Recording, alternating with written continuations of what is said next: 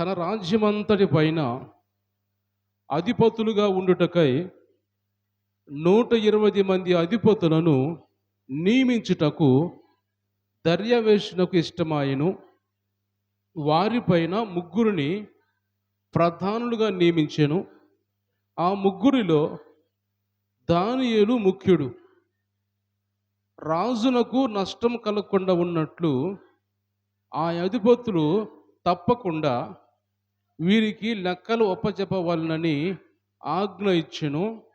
ఈ దానియేలు అతి శ్రేష్టమైన బుద్ధి గలవాడై ప్రధానుల్లోనూ అధిపతుల్లోనూ ప్రఖ్యాతి నొంది నుండెను గనుక రాజ్యమంతటి మీద అతన్ని నియమింపవలనని రాజు ఉద్దేశించిన. చాలా చిన్న ప్రార్థన చేసుకుందాం, కళ్ళు మూసుకుందాం. దేవుడు ఈ వాక్యం ద్వారా మనతో మాట్లాడినగన ఈ రాత్రి కాలం ప్రార్థన చేసుకుందాం. పరిశుద్ధిరా, ప్రేమమయుడా, జీవాధిపతి అయిన దేవా, జీవము కలిగిన దేవా, పరిశుద్ధిరా, మీ శ్రేష్టమైన ఘనమైన నామాన్ని బట్టి మీకు వందనాలు, స్తుతులు, స్తోత్రాలు, కృతజ్ఞతలు చెల్లించుకున్నాం ప్రభా.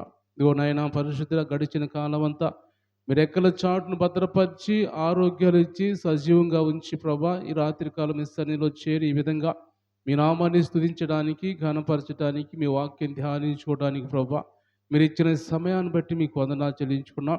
ఆ పరిశుద్ధిగా వచ్చి వీళ్ళందరినీ జ్ఞాపం చేసుకొని దీవించి ఆశ్రయించండి, ఆరోగ్యం దయచేయండి.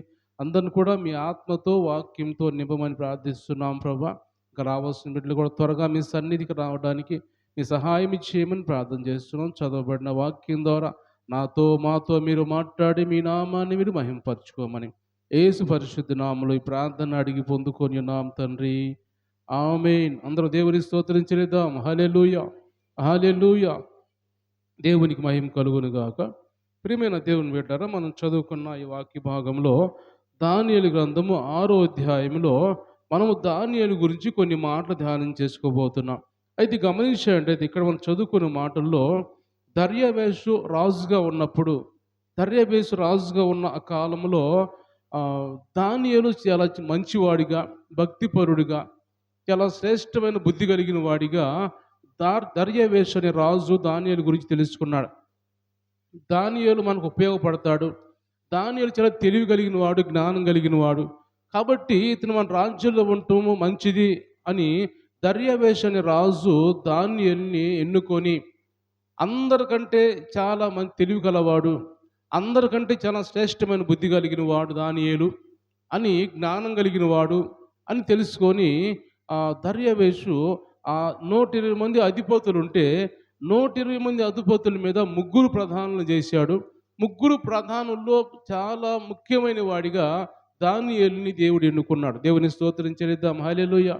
అయితే గమనించినట్టయితే దానియేలు అది ఎక్కడ కూడా ఇచ్చిన అవకాశాన్ని వ్యర్థపరుచుకోకుండా, ఇచ్చిన అవకాశాన్ని చాలా నిర్దోషత్వముగా, లేకపోతే యథార్థంగా, భక్తిపరుడిగా, ఎక్కడ ఎలాంటి ఆటంకాలు లేకుండా, ఏ లెక్కలు కావచ్చు, ఏ మాటలు కావచ్చు, క్రియలు కావచ్చు, భక్తిలో కావచ్చు, ఏ విషయంలో కూడా ఎక్కడ పొరపాటు అనేది లేకుండా దానియేలు చాలా జాగ్రత్తగా ఆ ప్రధానమంత్రి ఆ స్థానాన్ని ఇచ్చిన ఆ గౌరవాన్ని ఉపయోగించుకుంటూ వస్తున్నాడు దానియేలు.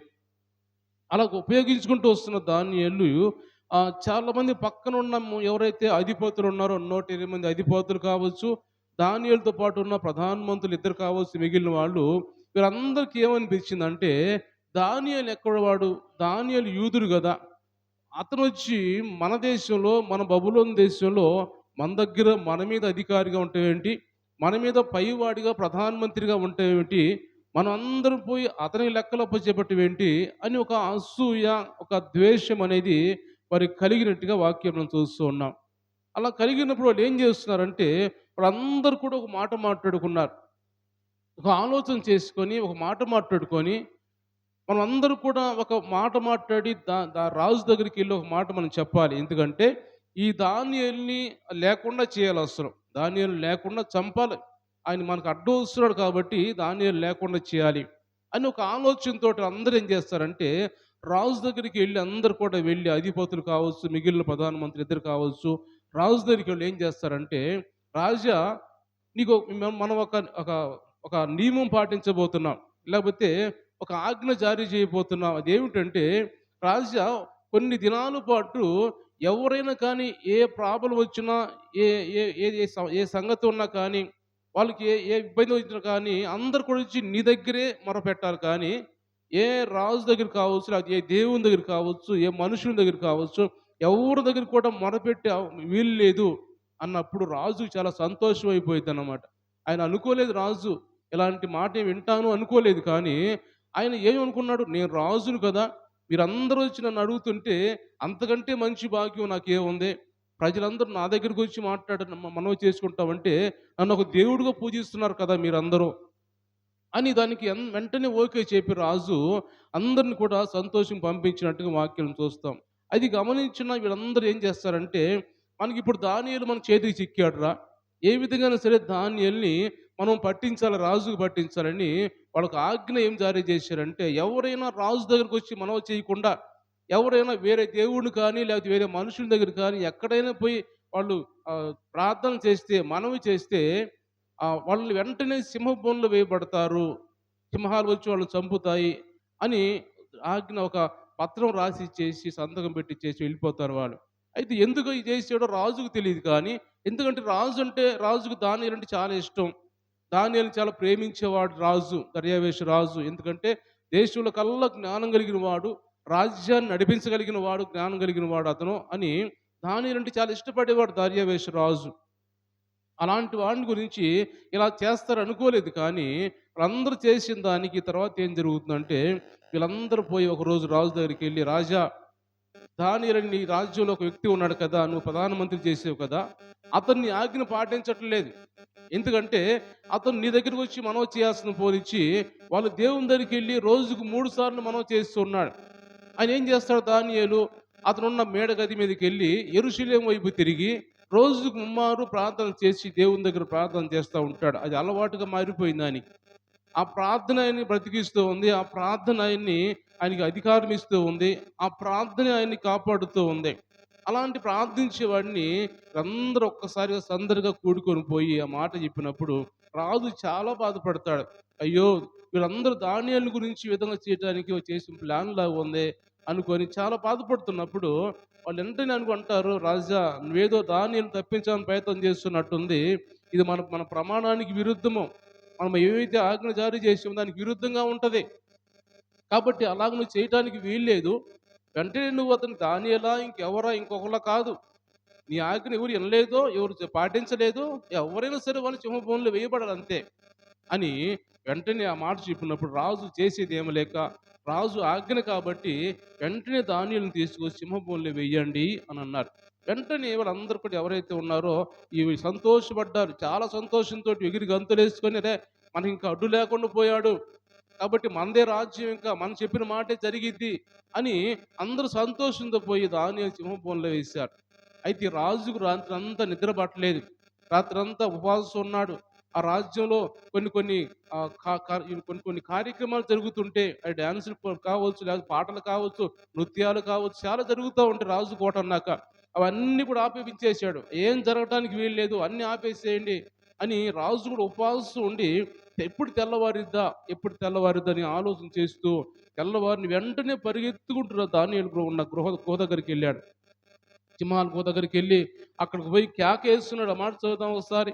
ఆడు కేకేస్తున్నప్పుడు వెంటనే రాజు దానియేలుని పిలిచి, ఆ జీవము గల దేవుని సేవకుడైన దానియేలు అని మాట్లాడుతున్నప్పుడు 20వ వచనంలో, గుహ దగ్గరికి రాగానే దుఃఖ స్వరంతో దానియేలుని పిలిచి, జీవము గల దేవుని సేవకుడైన దానియేలు, నిత్యము నీవు సేవించున్న నీ దేవుడు నిన్ను రక్షింపగలిగినా అని అతన్ని అడిగాను. అందుకు దానియేలు, రాజు చిరకాలము జీవించునుగాక, నేను నా దేవుని దృష్టికి నిర్దోషినిగా కనబడితిని గనుక ఆయన తన దూతలు నంపించి సింహములు నాకు ఏ హానియో చేయకుండా వాటి నోళ్లు మూయించెను. రాజా, నీ దృష్టికి నేను నేరం చేసిన వాడు కాను కదా అని దేవుని స్తోత్రం చెల్లిద్దాం. హల్లెలూయా.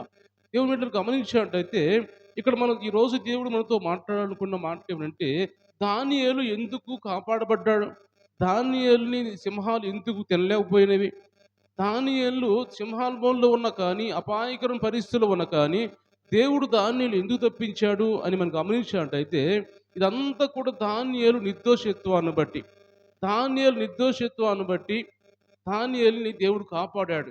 దానియేలు ప్రార్థనాపరుడు కాబట్టి దానియేలుని దేవుడు కాపాడాడు. అపాయములో ఉన్నప్పుడు దేవుడు కాపాడాడంటే అతను ఏ దోషం లేకుండా, లేకపోతే ఏ పాపము చేయకుండా దేవుని యెడల భక్తిగా ఉన్నాడు కాబట్టి, నిర్దోషమైన జీవితాన్ని, నిర్దోషమైన హృదయం కలిగి ఉన్నాడు కాబట్టి దానియేలు, దేవుడు ఆ దానియేలుని దూతలు పంపించేసి సింహాల నోళ్ళు మూయించేసి, సింహాలు ఆయన్ని తినకుండా, అతను ఏమీ చేయకుండా సింహాల నోళ్ళు మూసినట్టుగా దేవుని వాక్యం మనం చూస్తాం. అంటాడు దానియేలు, నేను నిర్దోషి కనపడ్డ దేవుని దృష్టికి, నీ దృష్టి కూడా నేను అలాగే ఉన్నాను కదా రాజా అని అడిగినప్పుడు, రాజుకు తెలుసు. రాజుకి ఏం తెలుసు అంటే దానియేలు చాలా మంచివాడు, దానియేలు నిర్దోషి, ఏ పాపం చేయని వాడు, వాళ్ళు దేవుని దగ్గర తప్ప ఎవరి దగ్గర మొరపెట్టేవాడు కాదు అని దానియేలు తెలుసు. దర్యావేషుకి తెలుసు. కాబట్టి దర్యావేషుని అంటాడు. దర్యావేషు గురించి దానియేలు మాట్లాడుతూ అంటాడు, దర్యావేషు రాజా, నేను కూడా నీ దృష్టికి నేరం చేసిన వాడిని కాదు కదా అన్నప్పుడు, వెంటనే రాజు సంతోషించి వెంటనే దానియేలుని బయట తీసుకురండి అని సింహబోలో నుంచి దానియేలుని బయట తీసుకొచ్చిన తర్వాత, ఎందుకు ఇలా జరిగింది అని తెలుసుకొని, ఎవరు కుట్ర చేశారు, ఎందుకంటే నిర్దోషి కదా, నిర్దోషిని సింహాల బోన్లో వేస్తే ఆయన నమ్ముకున్న దేవుడు ఆయన కాపాడ్డా, ఆయన నమ్ముకున్న దేవుడు ఆయన రక్షించడా అని ఆలోచనతోటి ఎవరు వేశారు సింహాల బోన్లో వారందరం తీసుకొచ్చి ఆ సింహాల బోన్లో దానియేలుని తీసి వాళ్ళందరూ వేసినప్పుడు, వాళ్ళు కింద పడక మునిపే విగ్గిరి వాటిని వాళ్ళు పట్టేసుకొని పొడుం చేసినట్టుగా దేవుని వాక్యం ముందు దాంట్లో సింహాల బోన్లో పడక ముందే వాళ్ళందరిని పట్టుకుని అంట పొడుంగా చేసి చంపేసినాయి అంట.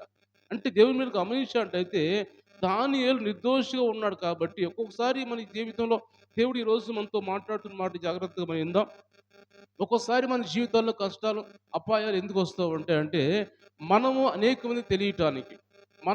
మంది మన గురించి తెలియటానికి మనం గమనించినట్టయితే దానియేలు గురించి చూస్తే, దానియేలు అప్పటి వరకు ప్రధానమంత్రి ఉన్నాడు. ఆ దేశంలో కొంతమందికి మాత్రం తెలుసు కానీ, దానియేలు గురించి కొన్ని దేశాలకి, కొన్ని ప్రాంతాలకి అలా విస్తరించబడినాయి. అంటే దానియేలు సింహబోలో నుంచి తీయబడ్డాడు అని ఒక మాట అందరికి వినపడుతుంది. దేవుని స్తోత్రం చెల్లిద్దాం. హల్లెలూయా. దానియేలు సింహబోలో వేసినా కానీ దానియేలుని సింహాలు తినలేదు అనే మాట దేశం అంతా, ప్రపంచం అంతా వినపడుతూ ఉంది. వినపడుతున్నప్పుడు ఏం జరుగుతుందంటే, దానియేలు ఎందుకు తినలేదు దానియేలు సింహాలు అంటే, దానియేలు నిర్దోషిగా ఉన్నాడు కాబట్టి. ఈరోజు దేవుడు మనతో మాట్లాడుతున్న మాటలు కూడా, మనము కూడా ఒక్కోసారి అపాయంలో పడినా కానీ, ఒక్కోసారి మనం నిందల్లో, అపాయాల్లో, శ్రమల్లో ఉన్నా కానీ, ఆ దేవుడు మనకి తోడుగా లేడుని అనుకోకూడదు మనం. ఎందుకంటే మనల్ని దేవుడు కనపరచడానికి, మనము అనేక మంది తెలియటానికి, మనలో ఉన్న దేవుడు గొప్ప దేవుడు, మనలో ఉన్న దేవుడు జీవం కలిగిన దేవుడు అనేక మంది తెలియటానికి దేవుడు ఒక్కోసారి మన మీదకి అపాయాలను పంపిస్తూ ఉంటాడు. ఒకసారి మనకి శ్రమలు వస్తూ ఉంటాయి. వచ్చినప్పుడు మనం ఎక్కడ కూడా వెనకాడకూడదు.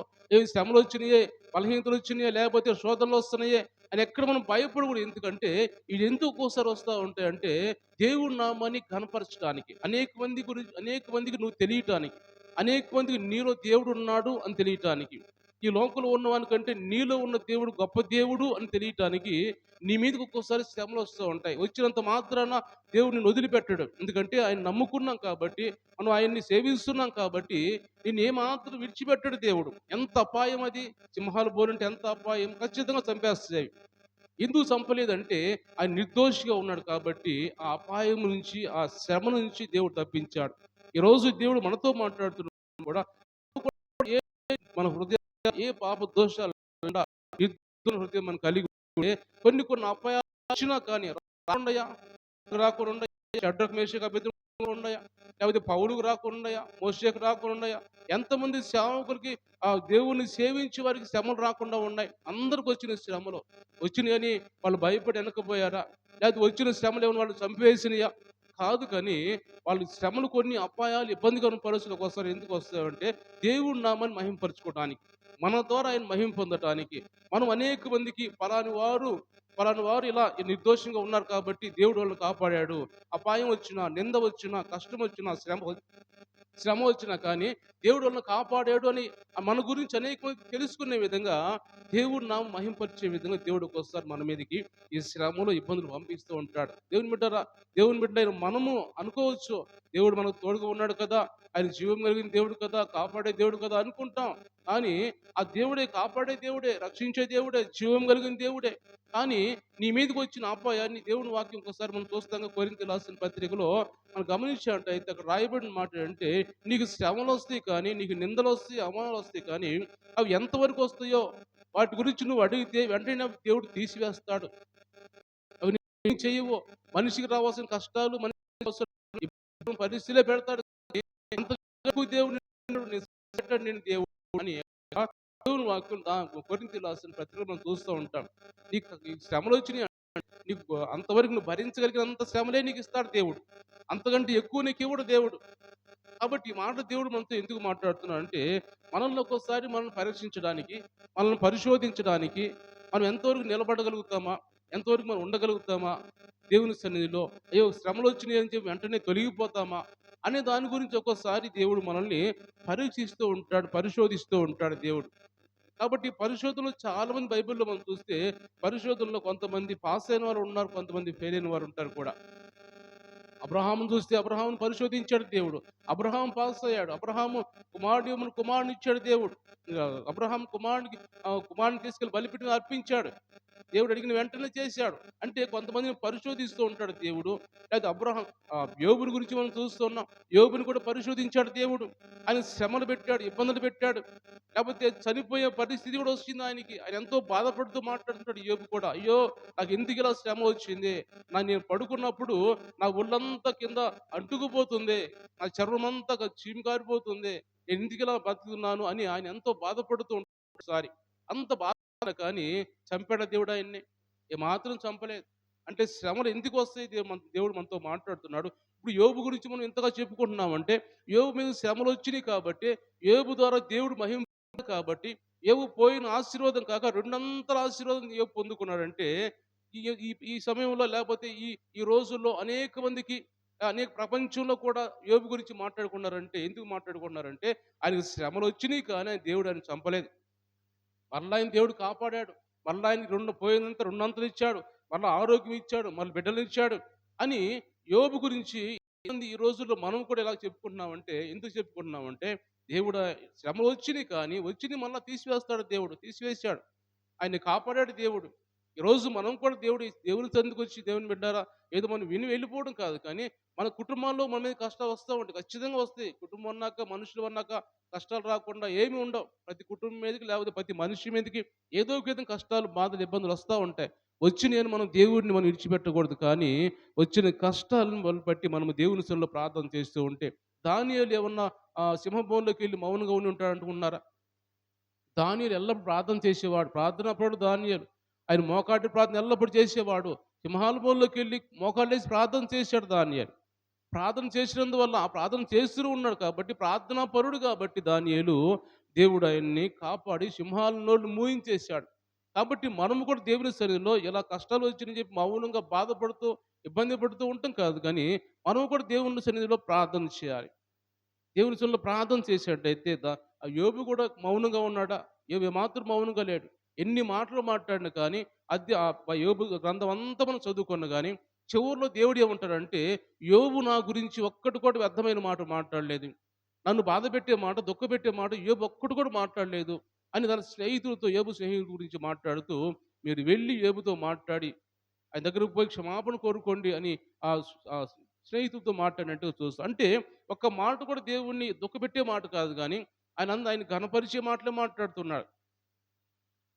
కాబట్టి దేవుని బిడ్డలు గమనించినట్లయితే, ఈరోజు దేవుడు మనతో మాట్లాడుతున్న మాటలన్నీ కూడా, దానియేలుని సింహాల బోనులో వేశారంటే ఎందుకు వేశాడు?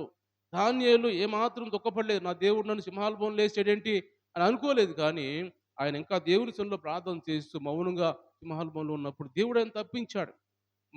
రాజు కూడా ఆయన్ని నమ్మాడు. రాజు నమ్మాడు, దేవుడు నమ్మాడు. ఈ నిర్దోషి దానియేలు మంచివాడు, మంచి జ్ఞానం కలిగిన వాడు, భక్తిపరుడు అని దానియేలుకు దర్యావేషి కావచ్చు, లేకపోతే దేవుడు కావచ్చు, ఆయన నమ్మారు. కాబట్టే ఆయన గురించి ఆ రాజ్యం అంతా, ప్రపంచం అంతా తెలుసుకోవాలి. కాబట్టి అంత మాత్రం కాదు, దేవుని గురించి అనేక మంది తెలుసుకుంటారు అప్పుడు. ఎందుకంటే దానియేలుని ఎవరు కాపాడారు? దానియేలుని ఎవరు రక్షించారు? ఎలా నిర్దోషే, మంచివాడే, యథార్థపరుడే ఎలా రక్షించబడ్డాడు అంటే, వాళ్ళ దేవుడు గొప్ప దేవుడు.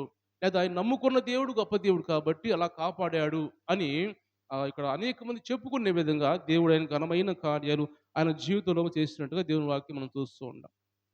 కాబట్టి ఈరోజు మాటలు ఆయన ఆ కష్టాల్లో ఉంటే, శ్రమల్లో ఉంటే చూస్తూ ఉండే దేవుడు కాదు ఆయన. చెరసాల్లో ఉంటే చూస్తూ ఉండే దేవుడు కాదు ఆయన. శ్రమలో ఉంటే చూస్తూ ఉన్న దేవుడు కాదు ఆయన. ఆయన చూసి ఆయన మన ప్రార్థన ఆలకించి రక్షించే దేవుడు, కాపాడే దేవుడు. గమనించి ఉంటుంది పేతురుని చెరసాల్లో వేస్తారు. పేతురుని చెరసాల్లో వేసినప్పుడు, పేతురు యాకోబుని వేసినప్పుడు ముందేమో యాకోబుని ఖడ్గం చేత చంపించేస్తాడు హేరోదు రాజు. అదే పేతురుని కూడా చంపించాలి అని ఆయన కావల్లో ఉంచినప్పుడు రాత్రిపూట దూత వచ్చి, చదువుదాం మాట అపోస్తుల కార్యములు 12వ అధ్యాయం చూడండి ఒకసారి. అపోస్తుల కార్యములు 12వ అధ్యాయము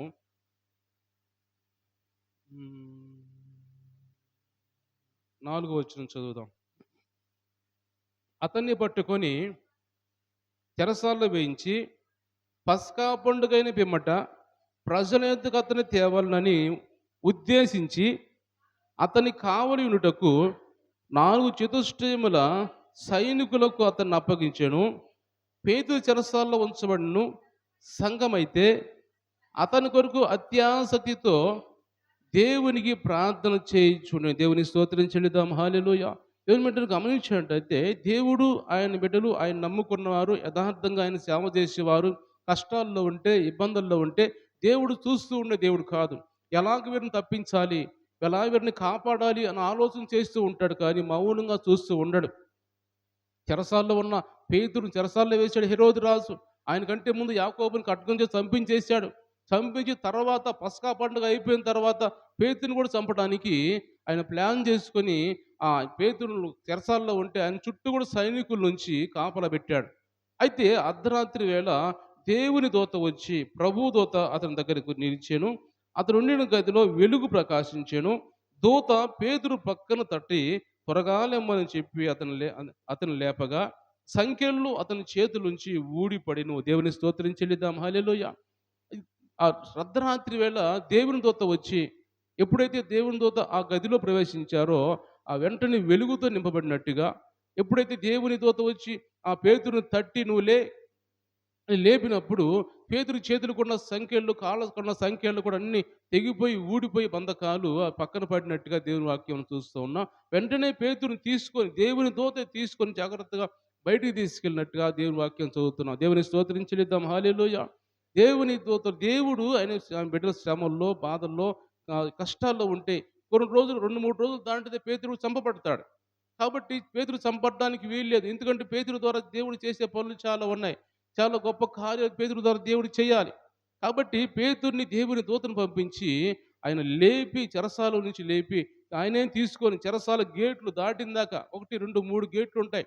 ఆ గేట్లు, మెయిన్ గేట్ అన్ని దాటి బయటికి వెళ్ళిన దాకా కూడా దేవుని దూత తీసుకెళ్ళి అక్కడి నుంచి విడిచిపెట్టి అక్కడి నుంచి బయటికి వెళ్ళిపోయారు. దేవుని దూత అదృశ్యం అయిపోయినప్పుడు ఆ పేతురు వెళ్ళి ఎవరైతే అత్యక్షతతో ప్రార్థన చేస్తున్న సంఘమో ఆ సంఘం దగ్గరికి వెళ్ళి తలుపు తడుతున్నట్టుగా ఆయన ఆ సంఘం అంతా ఆయన చూసి ఆశ్చర్యపడినట్టుగా దేవుని వాక్యం మనం చూస్తూ ఉంటాం. అంటే ఆయన దేవుని దూతలను పంపించి ఆయన విడిపించినట్టుగా సంఘం అంతా ఆశ్చర్యపోయారు. వారు నమ్మలేదు. అంటే అనేక మంది కూడా ఇది ఈరోజు ఏం మాట్లాడుతున్నాడు దేవుడు మనతోటి, దేవుడు మన ద్వారా దేవుడు మహిమ పొందటానికి, మనం కష్టంలో ఉంటే మనల్ని లేపి, మనల్ని పట్టుకొని నడిపించి, మనల్ని ముందుకు నడిపించి, లేకపోతే మన జీవితంలో కుటుంబంలో ఏ ఇబ్బందులు, ఏ కష్టాలు ఉన్నాయో, శ్రమలు ఉన్నాయో వాటన్నిటి నుంచి మనం దేవుడు ముందుకు నడిపించిన తర్వాత ఎలా వీళ్ళు వచ్చారు బయటికి అని మన పక్కవారు, గ్రామస్తులు అనేక మంది చూసి మనల్ని చూసి తెలుసుకోవాలి. ఇది వీడి కష్టం కాదు, వీరి బలం కాదు, కానీ వీళ్ళు నమ్ముకున్న దేవుడి బలం అని దేవుని స్తోత్రం చెల్లిద్దాం. హల్లెలూయా. వీరు నమ్ముకున్న దేవుడు గొప్ప దేవుడు. ఆయన ఏదైనా చేయగలడు. ఆయన వారి కోసము, ఆయన వాళ్ళ కోసం దేవుడు యేసు ప్రభు ప్రాణం అర్పించాడు ఆయన బిడ్డల కోసం ఈ లోకానికి వచ్చి. అలాంటి దేవుడు ఇలాంటి శ్రమ నుంచి విడిపించడా అని అనేక మన గురించి చెప్పుకోవాలి. దేవుడిని మహింపరచరు అనేక మంది కూడా. అందుకని దేవుడు కొన్ని ఘనమైన కార్యాలు మన జీవితంలో, కొన్ని కష్టాలు కూడా వస్తూ ఉంటాయి. ఆ కష్టాల ద్వారా దేవుడు తర్వాత ఏం చేస్తాడు? దానియేలు ఏమయ్యాడు తర్వాత? విడిపించబడిన తర్వాత ఏమయ్యాడు దానియేలు? దానియేలుని విడిచిపెట్టాడు దేవుడు. బయటకు వచ్చిన తర్వాత ఇంకా ఘనపరచబడ్డాడు దానియేలు. ఆయన నిర్దోషిత్వాన్ని బట్టి అధికారం ఇంకా ఎక్కువైపోయింది. ఆ నిర్దోషిత్వాన్ని బట్టి అనేక మంది ఆ దేశంలో అనేక మంది నమ్ముకున్నారు దేవుడిని. దానియేలు నమ్మిన దేవుడే దేవుడు. ఆయనే గొప్ప దేవుడని దర్యావేషు రాజు కూడా ప్రకటించినట్టుగా చూస్తాం వాక్యం మనం. అంటే ఆయన్ని మీరు నమ్ముకోవాలి. ఆయనే గొప్ప దేవుడు. ఆయన బిడ్డలు విడిపించే దేవుడు అని దర్యావేషు రాజు కూడా అనేక మందికి దేశానికి చెప్పినట్టుగా వాక్యం చదువుతాం మనం. కాబట్టి దానియేలు ద్వారా దేశం అంతా దేవుడిని తెలుసుకున్నారు. దానియేలు ద్వారా అనేక మంది దేవుడిని తెలుసుకొని నమ్మి రక్షణ పొందారు. వీళ్ళ దేవుడు గొప్ప దేవుడు కాబట్టి మనం కూడా నమ్ముకొని రక్షించబడాలి మనం కూడా అని దేవుడిని నమ్మినట్టుగా మనం చూస్తాం. అపోస్తలుడు పౌలు శీల కూడా వారు కూడా చెరసాల్లో ఉన్నారు. వాళ్ళని కూడా కొట్టి చెరసాల్లో వేసినప్పుడు 16వ అధ్యాయం అపోస్తలుల కార్యములో చెరసాల్లో వేయబడినప్పుడు వాళ్ళు కూడా ఎంత బాధపడుతూ ఉంటారు చెరసాల్లో. అయినా కానీ వాళ్ళు పాటలు పాడుతూ అర్ధరాత్రి వేళ పాటలు పాడుతున్నప్పుడు వాళ్ళు చేసే ప్రార్థన, వారు చేసే ఆరాధన ద్వారా దేవుడు దిగి వచ్చి పెద్ద భూకంపం రప్పించి చెరసలంతా అదిరిపోయి, చెరసలంతా పగిలిపోయి, ఎక్కడ బంధకాలు, ఎక్కడ తాళాలు ఏమైతే ఊడిపడిపోయి అంత సైనికులందరూ కూడా గదుల్లో కాకుండా అందరూ ఒక చోట చేరి ఉన్నట్టుగా దేవుని వాక్యం చూస్తూ ఉన్నాం. అంటే పౌలు శీలను రక్షించడానికి వాళ్ళు దేవుడు ఆయన దిగి వచ్చినట్టుగా వాళ్ళు ప్రార్థన ఆలకించి వాళ్ళు విడిపించండి చూస్తున్నాం. వాళ్ళు విడిపించబడ్డ ద్వారా ఏం జరిగిందంటే చెరసాల నాయకుడు కూడా రక్షణ పొందాడు. చెరసాల నాయకుడు పొందింది. అంటే దాని ద్వారా పొంది దేవుడిని ఎరగాలి. ఇప్పుడు ఆయన చూశాడు కాబట్టి దేవుడు నమ్ముకున్నాడు. చెరసాల నాయకుడు రక్షించబడ్డాడు. నేను నా కుటుంబం కూడా బాప్తిస్మం పొందుతాను. ఎందుకన్నాడంటే ఆ దేవుడు చేసిన ఘనమైన కార్యం ఆయన బిడ్డలు ప్రార్థన చేస్తున్నప్పుడు, ఆరాధన చేస్తున్నప్పుడు ఆయన వచ్చి దిగి వచ్చి చెరసాలే బద్దలైపోయిందంటే ఇంకెంత గొప్ప దేవుడైనా అని అనేక మంది తెలుసుకునే విధంగా దేవుడు గొప్ప కార్యం చేసినప్పుడు అనేక మంది చూసిన వారందరూ ఎంతోమంది నాకు తెలిసి మార్పు చెంది ఉంటారు. లేకపోతే ఆ ఖైదీలందరూ మార్పు చెందారు. అది చెరసాల నాయకుడు కుటుంబం అంతా మార్పు చెందిందంటే ఎందుకంటే దేవుడు చేసిన ఘనమైన కార్యాలు, కష్టాలు, ఇబ్బంది. ఈరోజు దేవుడు మనతో మాట్లాడుతున్న మాటలు కొన్ని శ్రమలు, కొన్ని ఇబ్బందికర పరిస్థితులు, అపాయాలు ఎందుకు వస్తాయి అంటే దేవుడు నామం మహింపరచబడడానికి వస్తాయి మన మీదకి ఒకసారి. వచ్చినప్పుడు మనం ఏంటంటే ఆలోచన చేసి మనం దేవుని బిడ్డలం కాబట్టి దేవుడే మన మీదకి రప్పించాడు. కాబట్టి వీటిని మనం ఎలా ఎదుర్కోవాలి? ప్రార్థన ద్వారా దేవుని సన్నిధిలో ప్రార్థన చేస్తే వీటిని మనం అధిగమించగలము. మనం ఇంకా వాటిని ముందు కొనసాగగలము అని దేవుని సన్నిధిలో మనం కూడా ప్రార్థించేవారిగా ఉండాలని పరిశుద్ధాత్మ దేవుడు ఈరోజు మనతో మాట్లాడుతున్నారు. కాబట్టి దేవుని బిడ్డలు గమనించినట్టయితే దావీదు కూడా మనం గమనించాడు. దావీదు అంటాడు, ఒక మాట అంటాడు, మనం చూసాడు దేవుని వాక్యంలో. కీర్తన గ్రంథం 18వ అధ్యాయం మనం చూద్దాం. కీర్తన గ్రంథం 18వ కీర్తన 18వ వచనం చదువుదాం. 18వ కీర్తన 18వ వచనం చదువుదాం.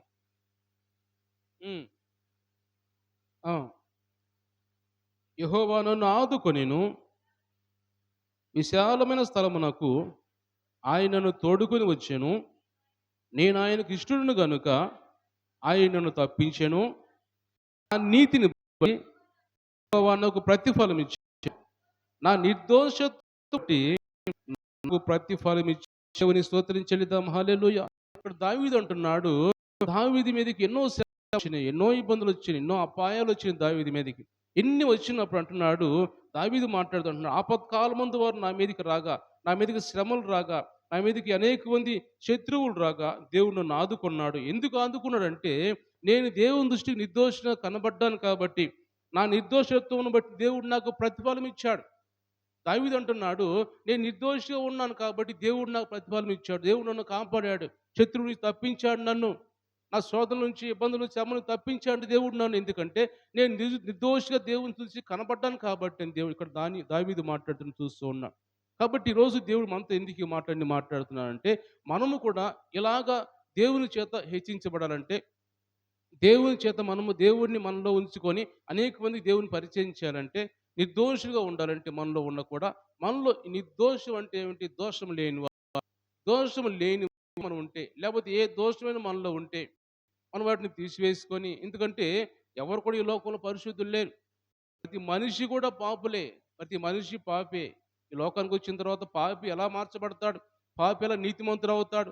పాపి ఎలా దోషం లేని వాడుగా మారుతాడంటే యేసుప్రభు రక్తం చేత కడగబడిన తర్వాతే, మారు మనసు రక్షణ పొందిన తర్వాతే ప్రతి పాపి కూడా నిర్దోషిగా మారిపోతాడు. నిర్దోషిగా ఇప్పుడు దానియేలు నిర్దోషి అంటే ఎందుకు అంటున్నాడు? ఆయన పుట్టుకతోనే ఆయన ఉన్న ఆ మారుమనసు రక్షణ పొందాడు. తర్వాత ఉండే కొద్ది దేవుడిని తెలుసుకున్నాడు. దేవుడు నమ్మాడు కాబట్టి నేను నిర్దోషిగా ఉన్నాను అన్నాడు. అంటే మనము కూడా బాప్తిస్మ రక్షణ పొందిన తర్వాత మనం కూడా నిర్దోషులుగా మారిపోతాం దేవుని దృష్టిలో. ఎందుకంటే ఆయన రక్తం చేత మనల్ని కడుగుతాడు దేవుడు. ఒక మాట చదువుదామా? ఒక మాటను బైబిల్‌లో మనం చూసినట్టయితే ఆహ్, పేతురు రాసిన మొదటి పత్రిక మొదటి అధ్యాయము 19వ వచనం చదువుకుందాం. 19వ వచనం చదువుకుందాం. అమూల్యమైన రక్తము చేత అనగా నిర్దోషమును నిష్కళంకమునకు గొర్రెపిల్ల వంటి క్రీస్తు రక్తము చేత విమోచించబడితిరని మీరు ఎరుగుదురు కదా. దేవుని స్తోత్రం చెల్లిద్దాం. హల్లెలూయా. మనము విమోచించబడాలంటే, మనం ఇప్పుడు దేవుణ్ణి మనం ఎరగాలంటే, దేవుడు మనలోకి రావాలంటే మనం ఏం చేయాలంటే అమూల్యమైన గొర్రెపిల్ల రక్తము చేత, క్రీస్తు రక్తము చేత మనము విమోచించబడాలి, కడగబడాలి. అప్పుడే మనం నిర్దోషులుగా మారిపోతాం. అప్పుడే మనం యథార్థవంతులుగా మారిపోతామని దేవుడు మాట్లాడుతున్నాడు. కాబట్టి దేవుని మీద ఈరోజు దేవుడు మనందరితో మాట్లాడుతున్న మాటలు, ఈరోజు దానియేలు గురించి, లేకపోతే దావీదు గురించి. దావీదు ఏమన్నాడు? నేను నిర్దోషిగా ఉన్నాను కాబట్టి దేవుడు నాకు ప్రతిఫలం ఇచ్చాడు. దానియేలు ఏమంటున్నాడు? నేను దేవుని దృష్టికి నిర్దోషిగా కనబడ్డాను కాబట్టి నన్ను సింహాసనంలో నుంచి దేవుడు తప్పించాడు అంటున్నాడు. కాబట్టి ఈరోజు మనము కూడా దేవుని సన్నిధిలో ప్రార్థన చేసి, ప్రభువా, నేను కూడా నిర్దోషిగా ఉండాలని నీ సన్నిధిలో, నేను కూడా నా వలన అనేక మంది నిన్ను గుర్తెరగాలి, నాలో నీవు ఉన్నావని అనేక మంది తెలుసుకోవాలి అని మనం కూడా దేవుని సన్నిధిలో ప్రార్థన చేసినట్టయితే, చివరికి ఒక మాట చదువుకొని ముగించుకుందాం మనము. యెషయా గ్రంథం 59వ అధ్యాయంలో ఒక మాట మనకు చాలా పరిచయమైన మాట, చాలా పరిచయమైన మాట చదువుకుందాం మళ్ళీ ఒకసారి. 59 మొదటి 2 వచనాలు. రక్షించనేరకున్నట్లు యెహోవా హస్తం కురుచు కాలేదు, విననేనక ఉన్నట్లు ఆయన చెవులు మందము కాలేదు. మీ దోషములు మీకును మీ దేవునికిని అడ్డముగా వచ్చెను. మీ పాపములు ఆయన ముఖమును మీకు మరుగుపరిచెను గనుక ఆయన ఆలకింపకున్నాడు. దేవుని స్తోత్రం చెల్లిద్దాం. హల్లెలూయా. ఒకసారి మనం కూడా ప్రార్థన చేస్తున్నప్పుడు ఎందుకు దేవుడు ఆలకించట్లేదు? మన మీదకి శ్రమలు అలా కంటిన్యూగా అలాగే వస్తూ ఉన్నాయి. శ్రమలు అలాగే వస్తున్నాయి, కష్టాలు వస్తున్నాయి, అపాయాలు వస్తున్నాయి. ఎందుకు తొలగిపోవడం లేదు అవి అని గమనించినట్టయితే, దేవుడు అంటున్నాడు, ఎందుకు ఆలకించట్లేదు దేవుడు మీ ప్రార్థన అంటే, మనలో కూడా దోషం ఉంది. నిర్దోషులుగా లేము మనం. చాలామంది నిర్దోషులుగా లేము కాబట్టి, మనలో దోషం ఉంది కాబట్టి, ఆ దోషము దేవుడి ముఖాన్ని మనకు మరుగుపరుస్తుందంట. ఆ దోషం మనకి దేవునికి మధ్యలో అడ్డుగా వస్తున్నది. కాబట్టి అది తొలగిపోతే దేవుడు మనం నేరుగా చూడగలం. అది తొలగిపోతే, ఆ దోషం పాపం తొలగిపోతే నేరుగా దేవుని దగ్గర ప్రార్థన చేయగలం. మన ప్రార్థన దేవుడు ఆలకిస్తాడు. కాబట్టి అలాంటి ప్రార్థన మనం చేయాలంటే మనలో ఉన్న దోషాలు తీసివేసుకుంటే మనం కూడా నిర్దోషులుగా ఉంటాం. అంతేకాని దేవుడు మాట్లాడుతున్నాడు, రక్షించకపోతే రక్షింపనేరక ఉన్నట్టు యెహోవా హస్తం కురుచు కాలేదు. ఎందుకు ఎందుకు రక్షించలేకపోతున్నాడు? ఎందుకు వెళ్ళలేకపోతున్నాడు దేవుడు అంటే, దేవుడు మాట్లాడుతున్నాడు, మీ దోషాలు, మీ పాపాలు నాకు అడ్డుగా ఉన్నాయి. నాకు మీ హృదయం కనపడటం లేదు. నాకు మీరు కనపడట్లేదు. మీరు చేసే ప్రార్థన వినపడట్లేదు నాకు. నేను ఆలకించలేకపోతున్నాను అని ఎందుకు దేవుడు అంటున్నాడంటే, మన పాపాలు, దోషాలు ఆయనకు అడ్డుగా ఉన్నాయి కాబట్టి అవన్నీ మనం తీసివేసుకొని దానియేలు వలె, దావీదు వలె నిర్దోషులుగా మనం ఉన్నట్టయితే, లేకపోతే అపోస్తలుడు పౌలు వలె, పేతురు వలె మనం చెప్పుకున్న మాటల్లో నిర్దోషులుగా ఆ అపాయం తప్పించబడ్డారంటే మనం కూడా నిర్దోషులుగా ఉండాలి. మన కుటుంబాల్లో చాలా అపాయాలు, ఇబ్బందికరమైన పరిస్థితులు వస్తూ ఉంటాయి. అన్నిటి నుంచి కూడా మనం ప్రార్థన చేసుకొని మనం తప్పించబడాలి. కానీ మౌనంగా ఉంటే మనము దేవుడు అలా చూస్తూ ఉంటాడు కానీ పట్టించుకోడు ఆయన కూడా. మనం కూడా ఏదో రక్షణ పొందామని దేవుడు మనం జ్ఞాపకం చేసుకుంటాడు కాదు గానీ, రక్షించబడిన తర్వాత ఇంకా ఎక్కువగా మనం ప్రార్థన చేయాలి దేవుని సన్నిధిలో. అటు ప్రార్థన చేస్తూ ఉంటే దేవుడు మనం చూస్తూ ఉంటాడు, కాపాడుతుంటాడు. ఒక్కోసారి ఇబ్బందికరమైన పరిస్థితులు వస్తూ ఉంటాయి. వాటన్నిటిని దేవుడు తప్పిస్తూ ఉంటాడు. రాత్రికాలం కూడా రాత్రికాలం ప్రార్థన చేసుకున్న ఇక్కడ రాత్రి ప్రార్థన అయిపోయిన తర్వాత కొంతమంది ప్రార్థన చేశాను. ఎవరి ద్వారా వచ్చిందో తెలీదు కానీ, ఎవరు చేసినప్పుడు దురాత్మ వచ్చిందో తెలీదు కానీ, నా వెంట వచ్చేసింది ఇంటికి. సగం రాత్రి మధ్యరాత్రుల్లో పడుకొని ఉన్నప్పుడు ఒక్కసారిగా బలంగా నా మీదకి వచ్చేసింది దయ్యం. బలంగా వచ్చేసి నన్ను చాలా నా మీద పోరాడుతూ ఉంది. ఆత్మలో నేను కూడా పోరాడుతూ ఉన్నా. అది ఎంతగా ప్రతిఘటిస్తుందో దానికంటే ఎక్కువగా ప్రతిఘటిస్తా. యేసు నామాన్ని ఉచ్చరిస్తూ, యేసు ప్రభువు నామాన్ని పలుకుతూ దాన్ని ఇంకా గట్టిగా, దాన్ని ఇంకా మెడ తరుగుతుంది. ఆ మెడ మీద చేయబెట్టి, దాన్ని గుండెల మీద చేయబెట్టి అలాగ భయంకరంగా నెడుతూ ఉన్నా. అది నా మీదకి వస్తుంది. ఇంక చివరికి చాలా సేపు పెనగలాడిన తర్వాత ఎప్పుడుకో అదే ఓడిపోయి వెళ్ళిపోయిందనమాట. అంటే ఒకసారి మనం చేసిన ప్రార్థన వల్ల కూడా మనకు ఒకసారి సమాధానం రాదు. ఈరోజు ఎందుకు నేను చెబుతున్నా, ఈ మాట నేను చెబుతున్నా అంటే, మనం ప్రార్థన చేస్తూ ఉంటాం కానీ ఒకసారి దుష్టుడు కూడా మన మీద దాడి చేస్తూ ఉంటాడు. ఆ దాడి ఎందుకు చేస్తూ ఉంటాడంటే, నేను నేను మీ ప్రార్థన దేవుని దగ్గరికి చేరనియ్యను. నేను ఎవరి కోసం చేశాను నేను? ఆ దురాత్మను బంధించు ప్రభువా. వాళ్ళ చుట్టూ, వాళ్ళ గృహం చుట్టూ, వాళ్ళ పడక చుట్టూ దురాత్మ తిరుగుతుంది. వాళ్ళకి నిద్ర లేకుండా చేస్తుంది. వాళ్ళకి ఇబ్బందికి పెడుతుంది ప్రభా అని వాళ్ళు ప్రార్థన చేశాను రాత్రి. ప్రార్థన చేసినప్పుడు ఆ దురాత్మ వారి కోసం చేశాను కాబట్టి అదొచ్చి నా మీద దాడి చేసింది. ఇంకా అది చాలా బెటర్ అనుకోవచ్చు. ఎందుకంటే సేవకుడి మీదకి దాదాపు రావయి. భార్యనో లేకపోతే బిడ్డల మీదనో దాడి చేస్తూ ఉంటాయి. కాబట్టి అవి అలా చేయలేదు గానీ నా మీదకి వచ్చింది. చాలా సంతోషం అది. ఎందుకంటే నేనే దాన్ని ఎదుర్కొంటాను కాబట్టి, ప్రార్థన ద్వారా ఎదుర్కొంటాను కాబట్టి అవి నా మీదకి వచ్చింది. ఒకసారి ఇలా భయపెట్టడానికి కూడా ప్రయత్నం చేసింది సాతాను. కాబట్టి ఆ సాతాను చేసే ప్రయత్నానికి ఎక్కడ భయపడకూడదు గానీ దాన్ని ఎదిరించాలి మనం. ఎదిరించినట్టయితే అందుకే దేవుడి వాక్యం రాయబడిన సాతాన్ని ఎదిరించండి. వాడప్పుడు మీ ఎదురు నుంచి పారిపోతాడని దేవుని వాక్యం రాయబడింది. అన్ని జ్ఞాపం చేసుకొని అనేక మంది ఆ దానియేలు మీద ఎంతగానో ఈర్ష్య, కోపం, ద్వేషంతో చేయాలని ఏదో ఒకటి చేయాలని వచ్చారు. కానీ వాళ్ళే దానికి లోనైపోయి వాళ్ళే సింహాల బోన్లో పడిపోయి చనిపోయినట్టుగా దేవుని వాక్యం మనం చూస్తున్నాం. ఈరోజు దేవుడు మనతో మాట్లాడుతున్న మాటలన్నీ కూడా మనం కూడా నిర్దోషులుగా ఉండాలి దేవుని దృష్టికి. మన ద్వారా అనేక మంది కూడా తెలుసుకోవాలి. దేవుడు వీళ్ళు నమ్ముకున్నారు కాబట్టి, వీళ్ళు దేవుడు ఉన్నాడు కాబట్టి వీళ్ళు శ్రమల నుంచి అపాయం నుంచి కాపాడబడుతున్నారు అని అనేక మంది కూడా దేవుడి వైపు చూడాలి. దేవుని సన్నిధికి తిరగాలి. నీకు రక్షణ పొందాలి కాబట్టి ఈ మాటలు జ్ఞాపం చేసుకుందాం. దేవుడు ఈ మాటలు దీవించి ఆశీర్వదించునుగా. కళ్ళు మూసుకుందాం, అందరూ కూడా ప్రార్థన చేసుకుందాం. దేవా, ఈ రోజునైనా మా అందరితో మీరు మాట్లాడేందుకు వందనాలు ప్రభువా.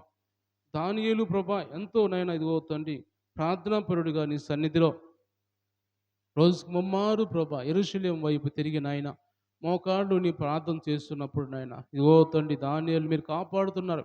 హెచ్చి